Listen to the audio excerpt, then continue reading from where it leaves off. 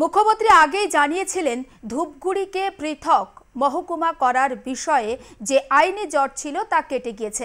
বিজ্ঞপ্তি জারি হতেই তার সমাজ মাধ্যমে পোস্ট করে তৃণমূলের সর্বভারতীয় সাধারণ সম্পাদক অভিষেক বন্দ্যোপাধ্যায় এবং তিনি লেখেন, কথা দিয়ে কথা রাখার নামই হলো তৃণমূল।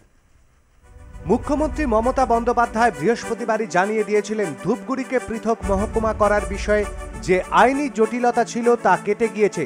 শুক্রবার সেই সংক্রান্ত বিজ্ঞপ্তি জারি হতেই তার সমাজ মাধ্যমে পোস্ট করে তৃণমূল সর্বভারতীয় সাধারণ সম্পাদক অভিষেক বন্দ্যোপাধ্যায় লিখলেন, কথা দিয়ে কথা রাখার নামই তৃণমূল। ধূপগুড়ি উপনির্বাচনে তৃণমূলের বড় প্রতিশ্রুতি ছিল তারা জিতলে পৃথক মহকুমা হবে। আপনারা মুখ্যমন্ত্রীর কাছেও দাবি রেখেছিলেন মহকুমা সম্পর্কে, বলেছিলেন তো, তিনিও বলেছিলেন যে আমার সরকার তৎপরতার সাথে কাজ করবে এবং আগামী দিন যাতে এটা করা যায় আমি দেখব, অগ্রাধিকার দিয়ে আমাদের সরকার দেখবে। আজকে কত তারিখ?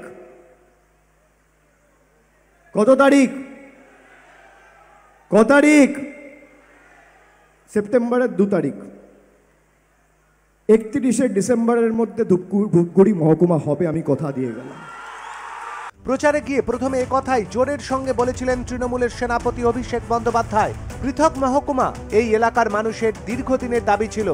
ঘোষণার পরেও সরকারিভাবে নোটিফিকেশন জারি না হওয়ায় রাস্তায় বসে অনশন বিক্ষোভ দেখান ধূপগুড়ি নাগরিক মঞ্চের সদস্যরা। শুধুমাত্র অভিষেক বন্দ্যোপাধ্যায় নয়, 2021 সালে বিধানসভা ভোটের আগে প্রচারে গিয়ে মুখ্যমন্ত্রী মমতা বন্দ্যোপাধ্যায়ও আশ্বাস দিয়েছিলেন পৃথক মহকুমার। কিন্তু যে কোনো কারণেই হোক তা হয়নি। উপনির্বাচনের আগে ফের সেই দাবি ওঠে। ভোটের ফল ঘোষণার 48 ঘন্টার মধ্যেই রাজ্য মন্ত্রিসভার বৈঠকে ধূপগুড়িকে পৃথক মহকুমা করার বিষয়ে শিলমোহর পড়েছিল, কিন্তু নানাবিধ কারণে তা আটকে ছিল। সেই জট কেটে গিয়েছে। আর এই খবরে উচ্ছ্বসিত ধূপগুড়িবাসী, লাড্ডু বিলি করলেন অনেকেই। আজকে আমাদের খুব আনন্দের দিন। অনেক বিদ্রুপ, অনেক লাঞ্ছনা, অনেক অপবাদ, তারপরে আজকের দিনটা সত্যি ধূপগুড়ির মানুষের দিন। এই জয় তো ধূপগুড়ির মানুষের জয়। কাজেই আগামী দিনটা আমাদের খুব ভালো দিন আসবে, এটা আশা রাখি আজকের পরে। গত সেপ্টেম্বরের উপনির্বাচনে বিজেপির জেতা আসন ছিনিয়ে নিয়েছিল তৃণমূল।